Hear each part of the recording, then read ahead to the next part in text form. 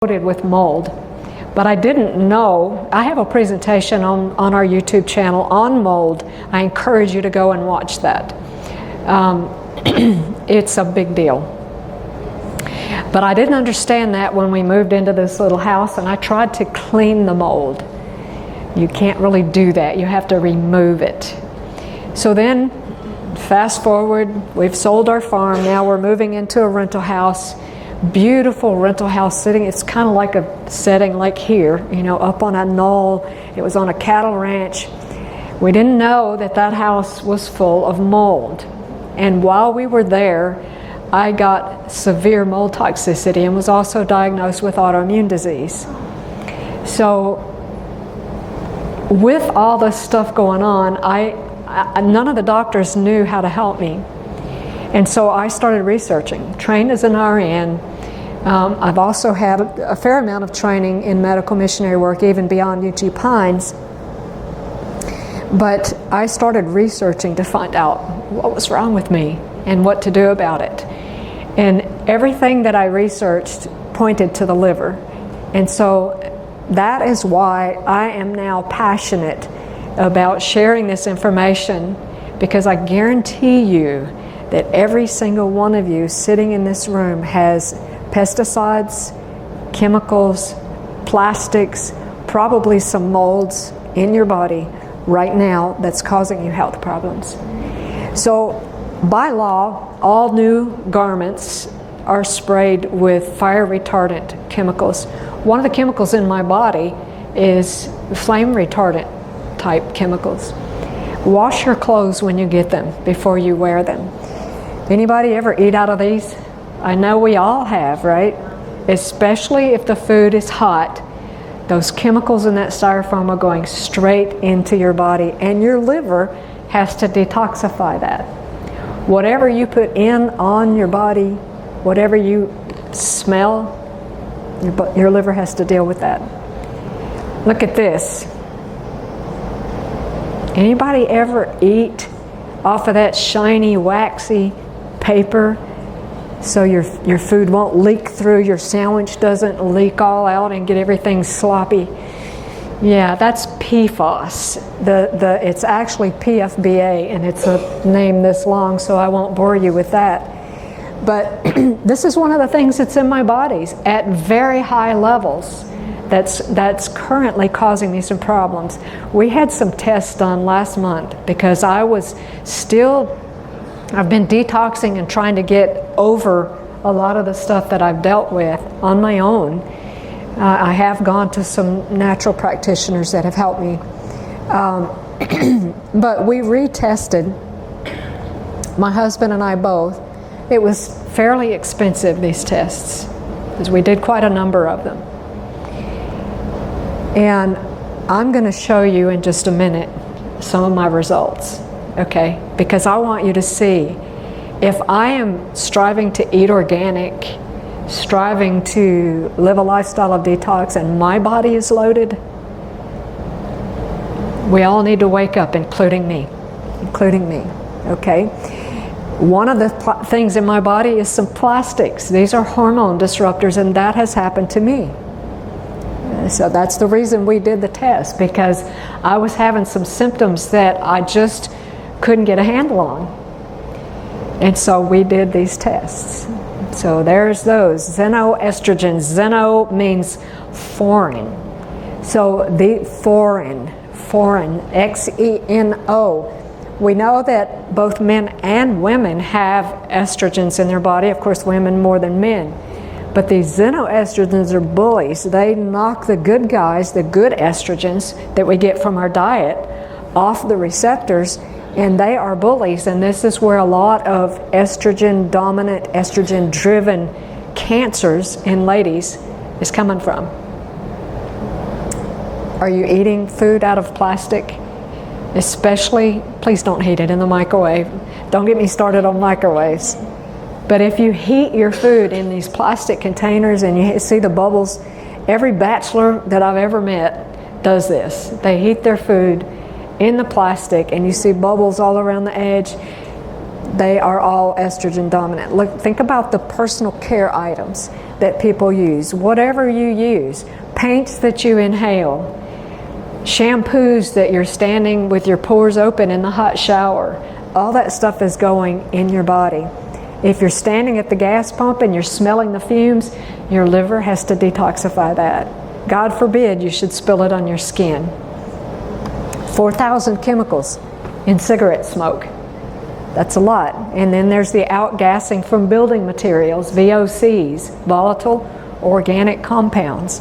Mycotoxins are also in that category. And I'll talk, I think I talk a little bit, in this talk I talk a little bit about that. When I first married Kalen, he was doing pest control, and his boss let me ride with him. I was 47 before I married, so I waited a long time for him. And then here I am sitting in his truck watching him spray chemicals on this house, and he's standing in a cloud of pesticide. I literally wanted to take the guy's liver out and put it on a washboard because I knew he was very toxic. Okay? And these things showed up in his body too. If you're using candles, please use soy candles or beeswax candles, because otherwise you may as well have the exhaust from your car running into your house. This is petroleum. And then there's the toxins from sugar, which my husband is going to talk about Sunday morning. Very toxic stuff. And then we have the frankenfoods. I don't remember where I got this. You might want to take a picture of this. This is a really good thing to kind of keep in mind. I don't remember where it was, but it was advertising some kind of liver supplement. So I'll wait just a minute until everybody gets their picture. But basically what it's saying is that almost every disease that people are dealing with has a direct connection to liver overload, to toxic liver. So here is one page from my test. You see all those things in red. I know you can't really read it, but all that stuff in red those are the things that are over here in the upper left. Those are things that were high, dangerously high in my body. One of those things is called a trichothecene, which is a toxic mycotoxin. It's produced by mold. It's actually used in chemical warfare. It's that toxic. I have this in my body right now. I have really ramped up my liver detox efforts, and praise God, I am feeling better. But I know that I have a long road ahead of me because some of this stuff has been in my body a long time. And I know some of you have these things in your body too. So you can see the other things are high, but not as high. So this is me right now, standing before you, having lived a lifestyle of detoxification for years. This is me. Okay? So we need to love our liver. We really need to give our liver some attention. Now, I read in this book called Healthful Living that we're to study the marvelous organism, the human system, and the laws by which it's governed, to become acquainted with the wonderful human organism, the bones, the muscles, the stomach, the liver, the bowels, the heart, the pores of the skin, and to understand the dependence of one organ upon the other for the healthful action of all is a study in which most mothers take no interest. But these are the things that mothers really need to be teaching their children, that we really need to be studying ourselves. Okay? So let's talk a little bit about the liver itself, some statistics here. Most people know it's located in the upper right quadrant of your abdomen. And for most people, it weighs about 3 pounds. Mine is probably a little smaller than my husband's, obviously. He's a good bit bigger than me. And here is a kind of an exploded view of how everything hooks up in there. The liver, most people think of it as just having 2 lobes, and for all intents and purposes, yes, but there's actually 3, and you can see the smaller lobe up there on the top, but that's not a big deal.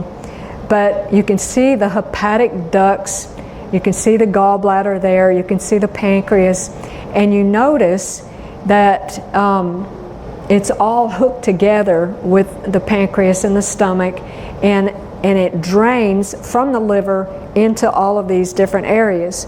Now, you can actually have stones. Gallstones are not all born in the gallbladder. Many of those stones are born in the liver and migrate into the gallbladder. If those stones are big, and I'll show you here, you can see stones can get lodged anywhere along the biliary tree. The biliary means liver, and the biliary tree is all those hepatic ducts. And I think I have another slide that says there's like 2,000 miles of ducts, bile ducts in our liver. I mean, there's a lot of territory there for something to go wrong. So I want you to notice in this picture, you can see how the gallbladder is kind of tilted downward. And if you want to get those stones out of there, there's a way you can do that without having to go to the hospital and have surgery. But that's a whole nother talk, and I have that on my YouTube channel. I have a playlist on the liver, and that how to do that is in that playlist. But you can see in this slide that depending on where a stone gets lodged, you have different types of symptoms and problems. You can even end up with pancreatitis because a stone gets lodged at the head of the pancreas and won't let it drain. I'll share with you Sunday about an experience that I had where I went into acute hepatitis, not infectious hepatitis. This was just acute hepatitis. Hepatitis just means swelling of the liver. And I'll save that because that's quite an interesting thing. So here's the one that talks about the 2,000 miles of bile ducts in the liver. Every heartbeat that we have, the liver is going to get about 25% of that blood. So this is a very vascular organ, and it's a very, very important organ. The liver at any time holds about 1 pint of our blood volume. And again, the two main lobes there, some people say, 3, but I'm not going to argue that point.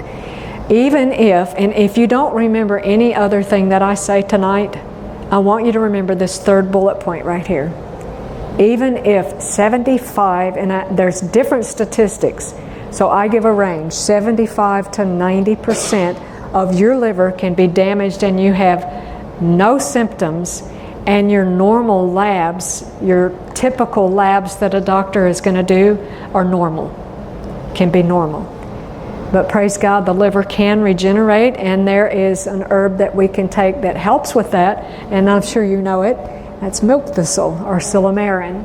Silymarin actually can help the liver to regenerate. So the liver has 3. Please bear with me with my little bit of groundwork. I want to lay some groundwork so you understand a little bit about the importance of the liver. The liver serves 3 main functions, and these are categories of functions because there's some estimates that between 500 and 2,000 different processes that the liver does. But you and I sitting here right now, our liver might be doing 500 different things, literally. So the liver acts mainly as a storage plant, a processing plant, and a manufacturing plant. We'll break that down just a little bit. There's 2 distinct sources of blood supply for the liver, which kind of makes it unique among organs. Oxygenated blood comes into the liver through the hepatic artery, and then nutrient-rich blood flows into the liver from the intestines through the hepatic portal vein. And here's how all that, this is not anatomically correct, of course. This is just to give you an idea of how this all hooks up. This is important because we need to know that everything that goes in our stomach has to pass through the liver and be processed through the liver. So what you're putting in your stomach really matters when it comes to your liver. Okay? So how and what you eat can really determine a lot as to how healthy your liver is. The liver regulates most chemical levels in the blood and excretes a product called bile. Most of us know that the liver makes the bile. By the way, let me just give you a little fact.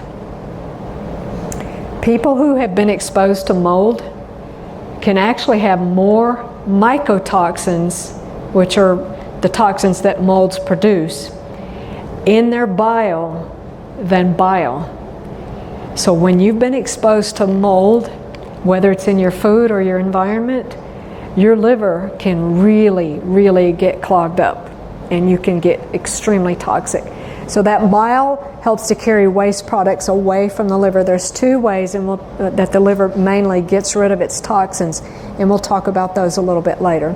Since World War II, we've introduced over 89,000 new chemicals into our environment, and we're adding roughly 1,500 new ones every single year, okay? So our liver has to deal with all that stuff. And another favorite place for all those toxins is parasites. And I'll just go ahead and give you a little bit of a spoiler. Parasites like to hang out in the liver and in the bile ducts. So we'll talk more about that on Sunday. When babies are born, they've done tests on newborn babies on the cord blood. Newborn babies today are born with an average of 300 chemicals in their cord blood. Where did they get that? From the mother. From the mother. Another casualty of all these toxins is our body's mitochondria. These are, you might, I don't know if you can see behind the podium, but there's a little picture of a mitochondria there. When we are toxic, our mitochondria lose their electrical charge, and that's why so many people have chronic fatigue, brain fog, all these things, because we're not able to produce our energy. All of the blood leaving the stomach, again I mentioned this, in the intestines passes through the liver, and the liver breaks this down. It also creates nutrients and even produces some hormones. This is talking about the different functions of the liver and the number of functions. I already mentioned this right here. So the liver produces bile. It helps to carry the waste away, and the bile also is responsible for the breakdown of fats in the small intestine during digestion. The liver also produces cholesterol and certain proteins to help carry fats throughout the body. So it's not, cholesterol is not, it's been very demonized. But if our bodies didn't need some cholesterol, our livers would not make it, okay? If you want to lower your cholesterol, a good way to do it is get out in the sun, because when your skin is exposed to sunlight, it converts the cholesterol in our skin to vitamin D. So the conversion of excess glucose into glycogen for storage, that's what another thing that the liver does, and then it converts glycogen back into glucose when we need the energy, if we've been too long between meals or what have you. Okay, so I'm not going to go too much into all that. These are just different things that the liver is important for. It is very important to know that it regulates blood clotting. That's super important. So everything that we take into our body that is toxic, your liver has to process and get rid of either through the bile or through the blood. And if it gets rid of it through the blood, then it's going to go to the kidneys to be excreted from the body. So another way that you can take a burden off of your liver is to take care of your kidneys and also sweat. Because when we sweat, we eliminate a lot of toxins through our sweat. Now, I'm not a good sweater. I can sit in the sauna and get out and I have a little wet spot on the back of my shirt. If my husband gets in there, he's just pouring sweat. So it's a lot easier for him to detox things than it is for me. So I want you to think about your body as a funnel. You can see the picture of the funnel. We've all used a funnel. Now, what happens if the bottom part of that funnel gets plugged up? Nothing's going to come out, right? It's going to overflow. I saw somebody do this. Yes, it's going to overflow. Well, we need to think about our bodies kind of as a funnel. So this up here is our body proper, and this part down here is our colon. So what do you think is going to happen if your colon's plugged up to all the toxins that are trying to get out of your body? Since the liver puts toxins in bile, and the bile is excreted through the stool, what do you think happens if you're constipated? What happens to the liver? It gets super, super toxic. Yes. I have worked with people who have had one bowel movement a month. And their breath actually smells like stool. You've noticed that? Yeah. It's bad. And you know, I'm an RN and I worked for years, and I'm sure we've got other medical people in there. But I have heard doctors tell patients it's okay to have a bowel movement every few days. Let me tell you Dr. John Harvey Kellogg's rule. For every meal that you eat, you should produce a bowel movement. So if you're eating 2 meals a day, you need 2 bowel movements. If you're eating 3, you need 3. I worked with one older medical missionary. She was kind of spicy. And I heard her talking to this man, and she asked him, how many times do you eat a day? He said, 3.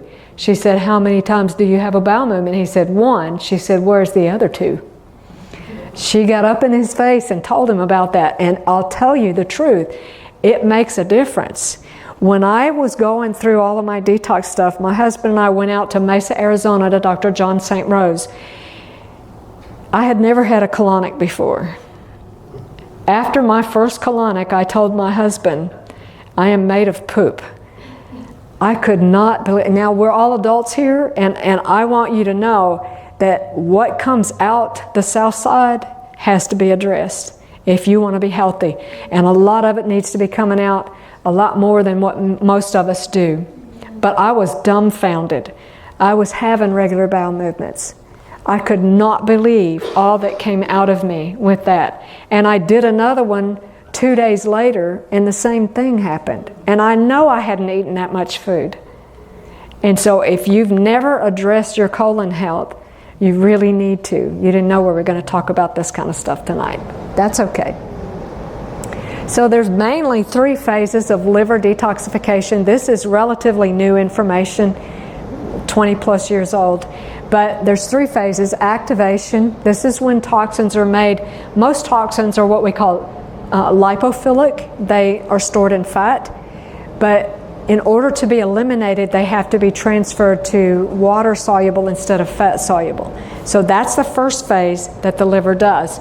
You can see that there's certain nutrients that are very important for that. Cruciferous vegetables, vitamin C, vitamin E, antioxidants.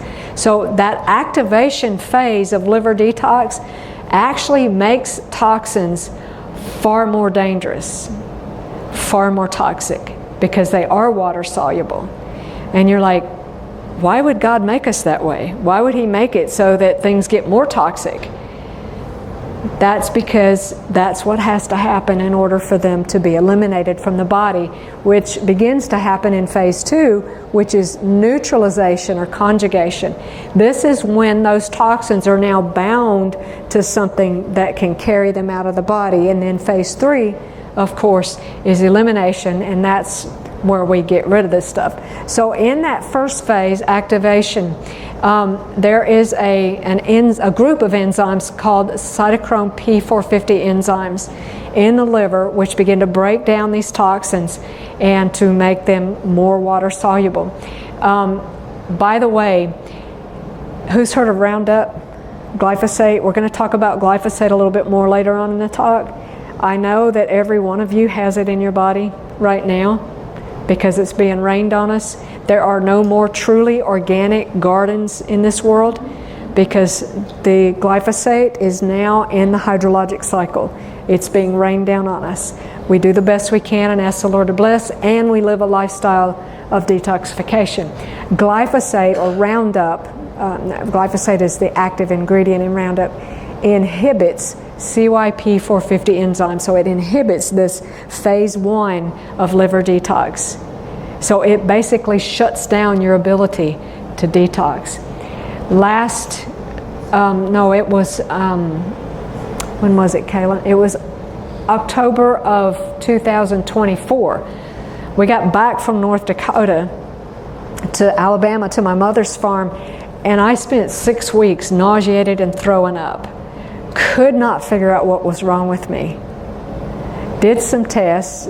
Here I had Giardia, which I had no clue, and my glyphosate levels were off the charts. Who knew? Who knew? And I strive to eat organic. I strive to be careful with my diet. That's why I say I know every one of you in here has it. But this is also why I was having such a terrible time detoxing all of the things that I had been dealing with, because I had such high levels of this in my body, this pesticide, and it was shutting down my detox. Okay, we already talked about this one. Neutralization, this is where things, the toxins are bound so that they can be eliminated. And then of course elimination, we talked about the importance of keeping the bowels moving well. If your bowels are not moving well, you are toxic. Big time. Big time. I like having amen corners, so thank you. Okay, so these three phases again have only been known for about 20 years, and you can look and see repeatedly certain nutritional factors are in each phase. The antioxidants, the vitamin C, the cruciferous vegetables, all these things, lots of water. These are very important in our diet. Cruciferous vegetables contain something called indole-3 carbinol. You can actually get that as a supplement now. When I've worked with cancer patients with Naaman Wilson, this is one of the things that he likes to do. This is very high in these cruciferous vegetables, and it is very protective and helps to fight against cancer. And it's important in all three of these phases of detoxification. I'm not going to read this quote. I'm just going to tell you what it says. This is Dr. Ann Louise Gittleman. She's very well known in the world of detoxification. She basically says in all the sea of pesticides and toxins that we live in today, we actually need more than one liver because things are so bad. We need more than one liver. Okay? Now, this is a quote from a book called Counsels on Health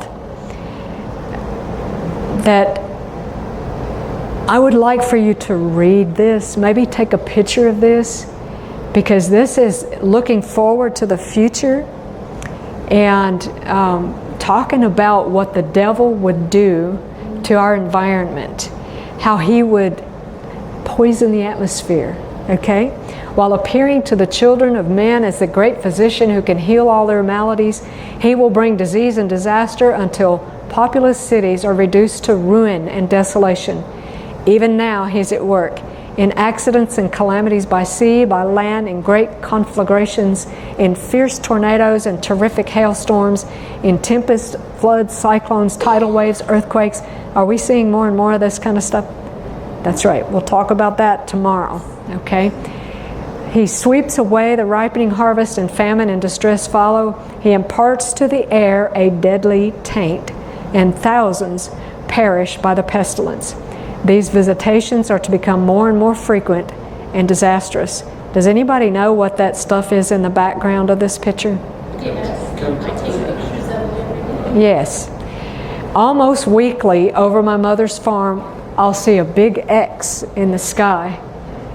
And I know what's coming. Later that day, we're going to be inundated. Whenever they put that X up there, it's coming. Okay? Now, I believe this is part of that deadly taint that is being imparted to the air. Okay?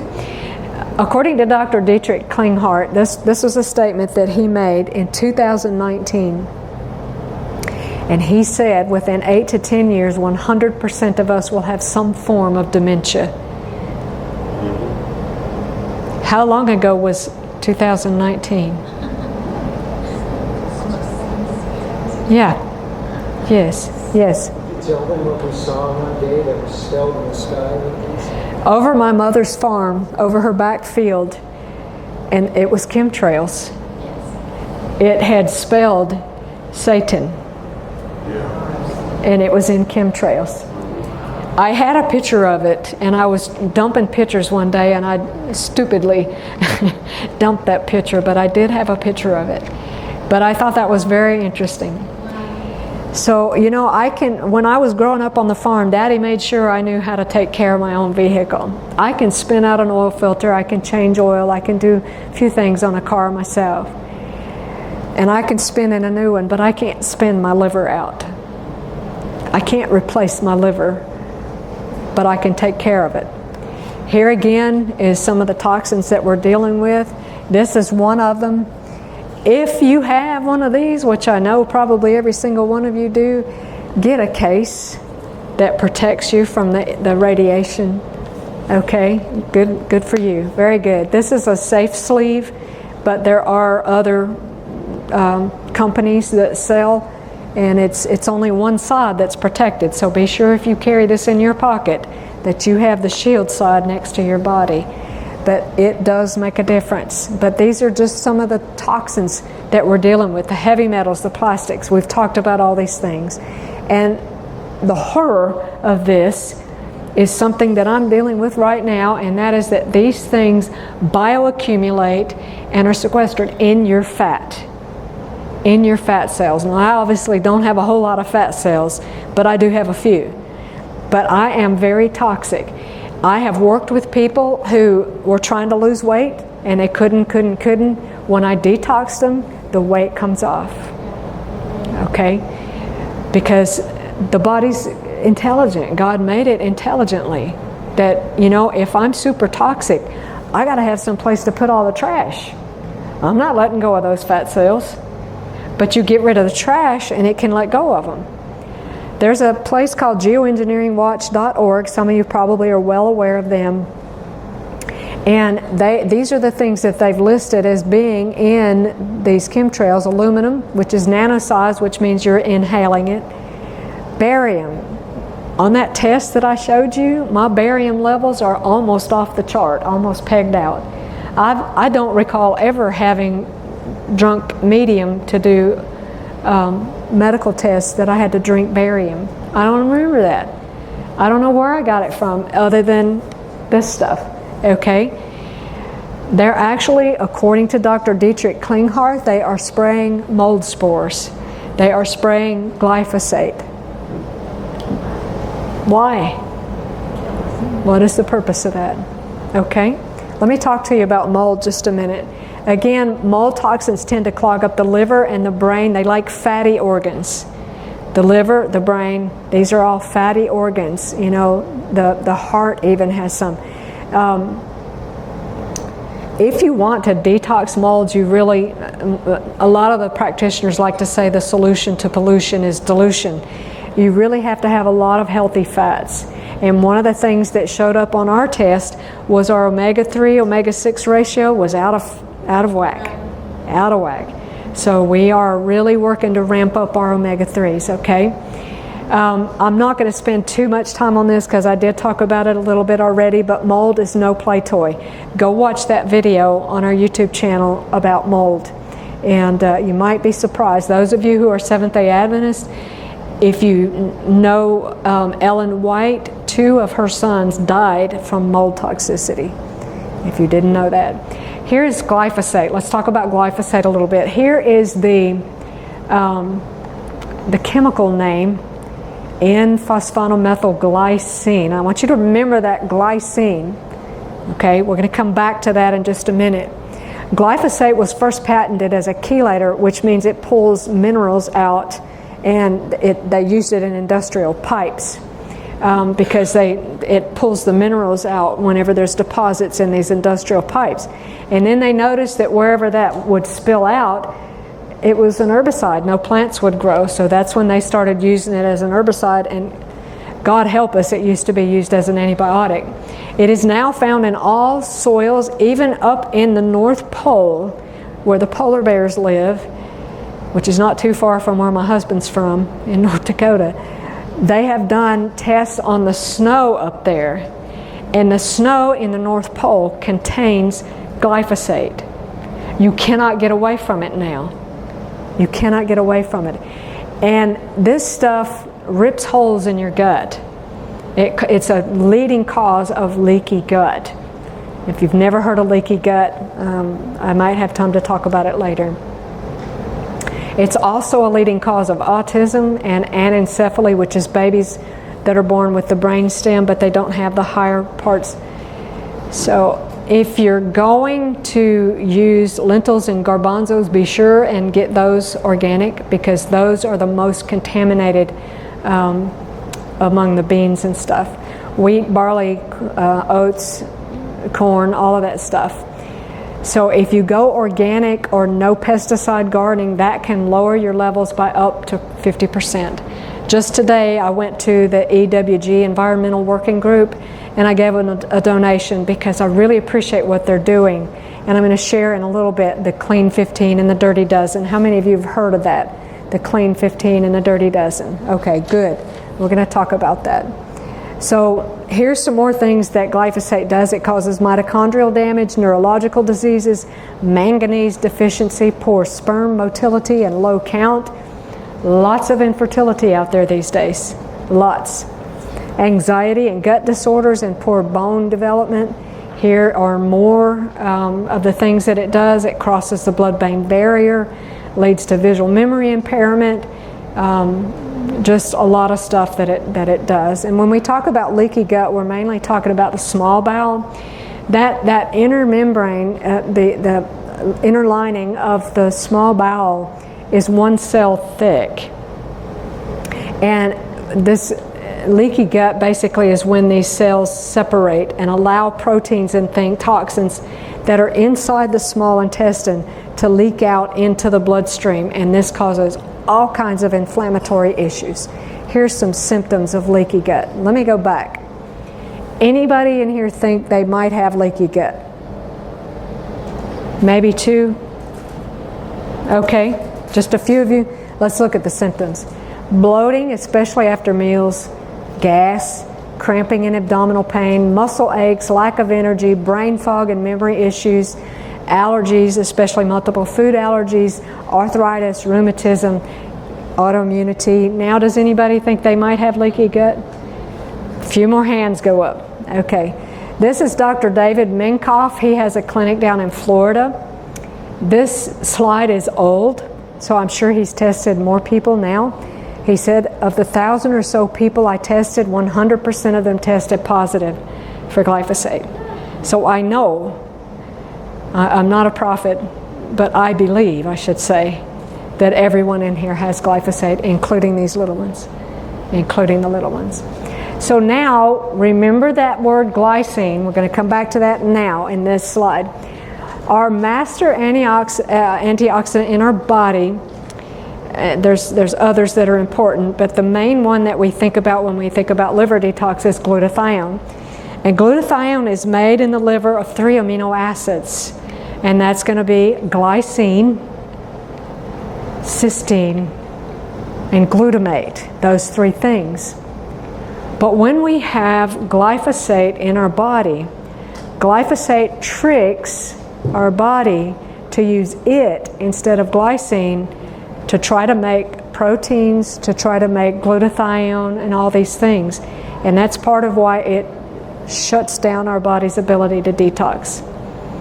Because glyphosate is a glycine molecule. It's the great mimicker when it comes to our biochemistry. So here is a little pearl at the bottom. Rosemary extract stimulates glutathione production.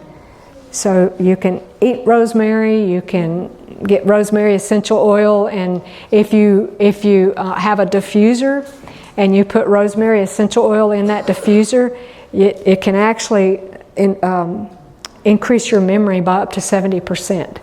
And I believe it has to do with this glutathione production here. So, okay, this glyphosate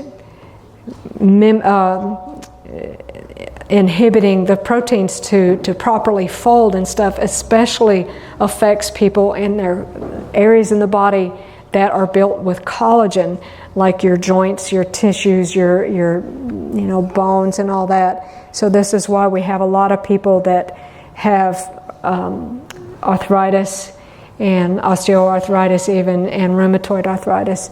There are very few things that can remove glyphosate from the body. According to the world's leading expert on detoxing glyphosate, these are the things that can remove it from the body. Fulvic minerals, humic minerals, ACV is apple cider vinegar, and kraut juice. Dr. Don Huber. You can find him on YouTube. Okay? We carry fulvic and humic minerals on our store.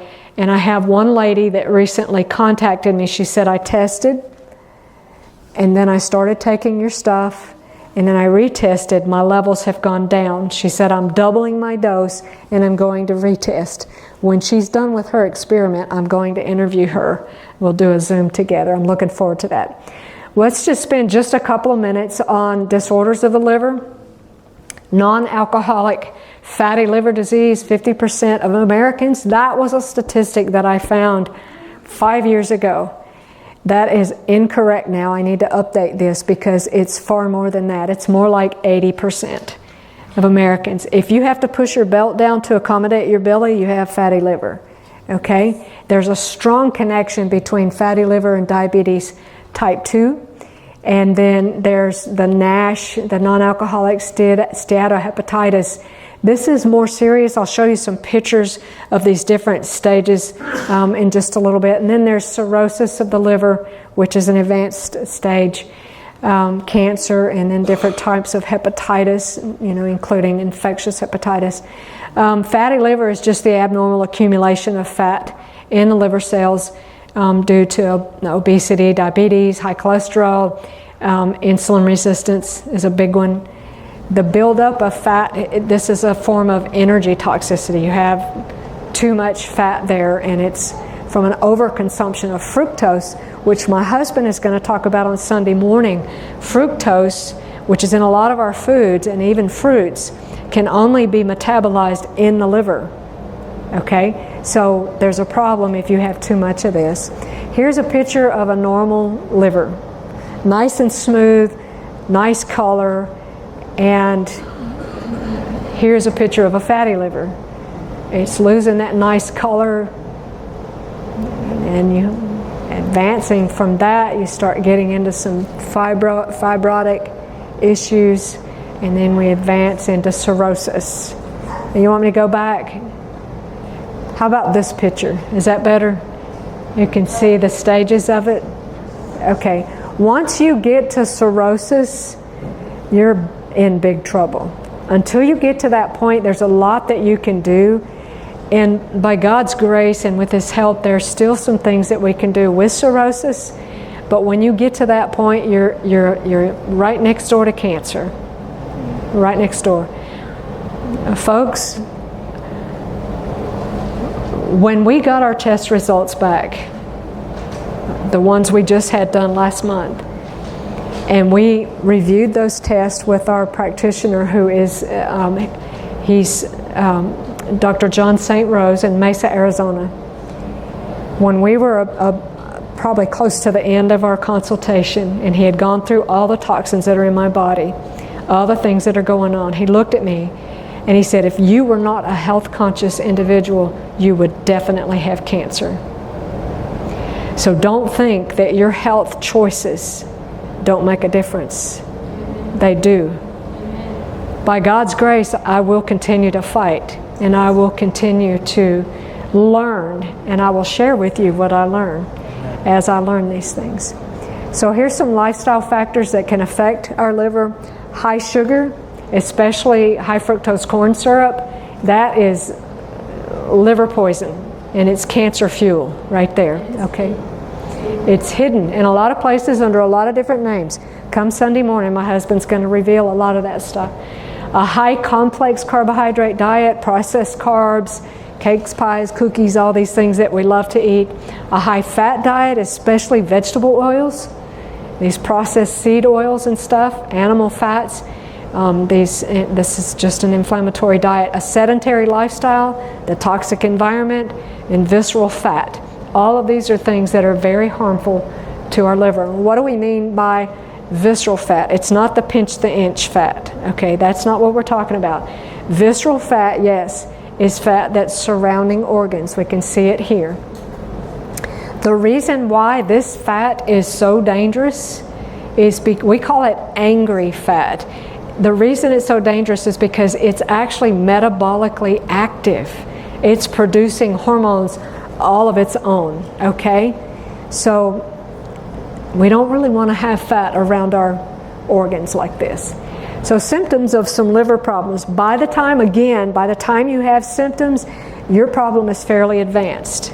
One of the reasons why we did those tests with Dr. John St. Rose was because I was having pressure and pain in my liver, difficulty concentrating and focusing. Now I'm up here speaking, I've got to be able to have it together, you know? And so that's why we decided to do the tests. Once we got the results back, I hammered down on the detox, and it made a huge difference. So here's the symptoms. By the time you do have symptoms, things can be fairly advanced. And yet, if you remember what I mentioned earlier, your normal labs can look fairly normal, okay? Brain fog and confusion, skin disorders. Anytime somebody comes to me for help and they've got psoriasis, eczema, and acne, first place I'm looking is the liver. Okay, that's the liver. Fatigue is a big one. Foul breath odor. There's a certain odor, I don't know how to describe it, but it's a certain odor on people's breath, and I always know they've got liver problems when it's a very foul odor. And I smell it almost everywhere I go, and I know that person has liver problems. I wish I knew how to describe that odor, but it's the same. It's the same. Dark circles under the eyes, abdominal pain, gas, bloating. So what can I do? I've given you a lot of bad news. What can I do to care for my liver? Let's look at that now, okay? We're nearing the end here. Pure water. One of the things that was very high in my body was plastics. I used to drink from plastic water bottles. Even the ones that are more stiff, those are better. If you're going to drink out of plastic water bottles, don't use the kind that collapse when you pick them up, or as you're drinking it kind of squeezes down. Please don't use that. And please don't leave it in your car and let the sun get on it. And please don't buy any that's sitting out front of the grocery store in the sun, in the heat, because the heat from the sun is heating that plastic up, and all that garbage is going right into the water, and you're drinking it. So now my husband and I are striving to eliminate plastic water bottles. If it was a matter of I'm going to die of thirst or I'm going to drink from a plastic water bottle, the choice is obvious, right? But we do the best that we can. And I'm very grateful that our hosts here are willing to refill our water jug. Stress reduction, this is a big one. Cortisol levels go up when we're under stress. Cortisol is kind of hard for the liver to break down, okay? Bitters, anything that tastes bitter, we like the sweet stuff, right? But anything that tastes bitter in the mouth is going to increase bile flow. Most of us have thick and sludgy bile. What are some bitter foods that I can eat? Radishes, peppermint tea is a bitter. All your cruciferous vegetables are going to help with bile flow. Arugula is all those bitter greens like arugula and endive and those things. We're going to show you bitter cress or pepperweed tomorrow when we go down on the trail. That's in the same family. Herbs like the dandelion, the milk thistle, gentian, all of these things are very good to increase bile flow. Good minerals, if you have a mineral imbalance, which most of us do, that's hard on the liver, so you want to get good minerals. I know you've probably heard Barbara O'Neill talk about using Celtic salt. I recently learned I don't really want to use Celtic salt as much anymore because we learned about the heavy metal toxicity in these. What we are using now is called Colima. Colima, C-O-L-I-M-A, Colima salt. It comes from Mexico, and it's, according to the research that we have found, it's among the cleanest of the salts, Colima. A diet low in refined carbohydrates. I missed the healthy fats. We talked about that before. Eliminate parasites. I'm going to share personal experience on Sunday about that. Complex carbohydrates, these are things like your salads, your beans, all these healthy foods are really good for the liver. Probiotics are helpful to the liver. Eliminating meat and dairy, getting out in the sun, very good for the liver. Don't eat anything processed, anything that comes with plastic wrapper. I think there was, if I remember correctly, 2 plastics in my body, both of which come from food wraps, plastic food wraps. Intermittent fasting is very good. 2 meals a day is ideal because the liver does its house cleaning at night, and it only enters that phase, it's called autophagy, in a fasting state. If you have food in your stomach when you go to bed at night, your liver's not going to be able to detox because it can't go into autophagy. So if you're going to eat a 3rd meal, make it early enough and light enough that your stomach can deal with that before bedtime, and your liver can go into this autophagy. If you fast and you get the jitters, like if you skip 1 meal and you just get the jitters and you can't deal with that, you got to eat something, that's a good sign that your liver is clogged, because your liver should be able to convert that glycogen back into glucose to keep you going. Okay? So bioflow and binding are core to detox. Now, I don't have time to go into all the things that I'm doing, but I am hammering the liver detox now. If you think you're doing enough, triple it. That's what I've done, basically. I've tripled it. Increasing your bile by the bitters and stuff. Phosphatidylcholine, you can get organic soy or sunflower lecithin, and that is really good to help your body produce bile. Okay, it's a really good bile precursor. Chlorella clay and charcoal are good binders, and then again, intermittent fasting helps. Here's some of those cruciferous vegetables. I think we're probably mostly familiar with these. So why did I have the lemon at the beginning of the talk? How many of you do the lemon water in the morning first thing? Very good. The liver and lemon are lovers. When you take that lemon in especially warm water first thing in the morning, put a little pinch of salt in there, it does several things. It really increases the bile flow, and it's kind of like an enema from above. It just gets stuff moving. Okay? So that's a really good habit to get into. And so you can see that's just talking about that practice right there. So, okay.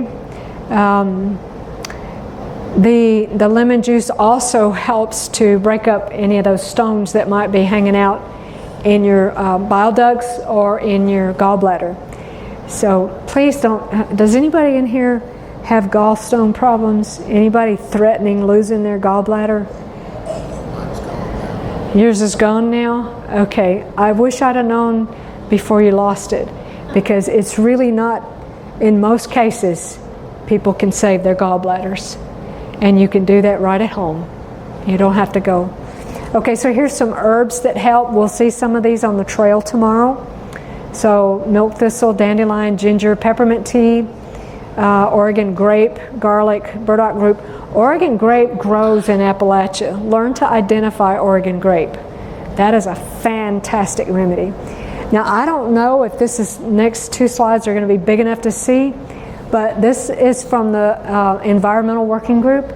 This is the Dirty Dozen. Strawberries, spinach. Strawberries is always on the list. Strawberries, spinach, kale, collard, and mustard greens. Grapes, peaches, pears, nectarines, apples, cherries, blueberries, blackberries, and potatoes. If you are going to eat those foods, please buy them organic. Please buy them organic. And there's others that are on the not so bad list, but this is for sure the Dirty Dozen. Now here's the clean 15. Avocados, sweet corn, pineapples, onions, papaya. This is from 2026. This is the latest.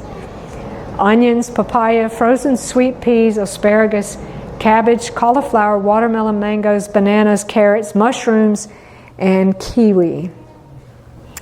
Now, all of these toxins in our body cause inflammation. And when our inflammation levels are up, our capacity to detox goes down. And all of these toxins, again, cause inflammation. And here's some of the causes: this bad diet, all these toxins we talked about, the EMF and Wi-Fi. Please don't have your Wi-Fi router in your bedroom, and please don't take your phone in your bedroom at night. I've seen people who have the router in their bedroom right next to their head. You're frying your brain. Don't do that. Please don't do that. Viral or bacterial infections and parasites and hormonal imbalance. Who remembers this story, the tortoise and the hare? Anybody remember this? Who won? Tortoise. Why did the tortoise win? Slow and steady wins the race. The rabbit got distracted because he knew he could win this race, right? I got this race wrapped up. But the tortoise ended up winning because he was slow and steady. And that's what we need to do with our detoxification. Slow and steady. The daily choices. Now, a lot of people don't want to make those daily choices. They want somebody to put it in front of them. I need a pusher, one man said. I was working with somebody one time and he said that. He actually stole my husband from me for 2 weeks because he said, I need a pusher. So my husband went over there and was taking care of him and putting the stuff in front of him. And finally I said, his name was Bill, I said, Brother Bill, you have to do this yourself. No, I need a pusher. Folks, you are precious to our Redeemer. You were bought with a price. We are to glorify God in our body. It is not our own. It belongs to our Redeemer. Amen. Now, Jesus said, I wish above all things that you would prosper and be in health even as your soul prospers. You've heard a lot of information tonight, and you're going to hear a lot more information this weekend. And you're going to know, I ought to do that. But your heart is going to say, but I don't want to go for a walk. It's cold outside or it's hot outside. Mama just made fresh apple pie. Oh, I like that. I want to eat that. But we need to ask the question, is this going to make good, healthy blood? And if the answer is no, this is the choice. What I know or what I feel. And so we have to remember, it's not about just me. There's someone who gave his life for you. Amen. There's someone who paid the cost for the opportunity for you to live and make the right choice. And it's our prayer this evening and this weekend that you will make those right choices. Let's pray. Amen. Dear Heavenly Father, I thank you so much for the opportunity to be here.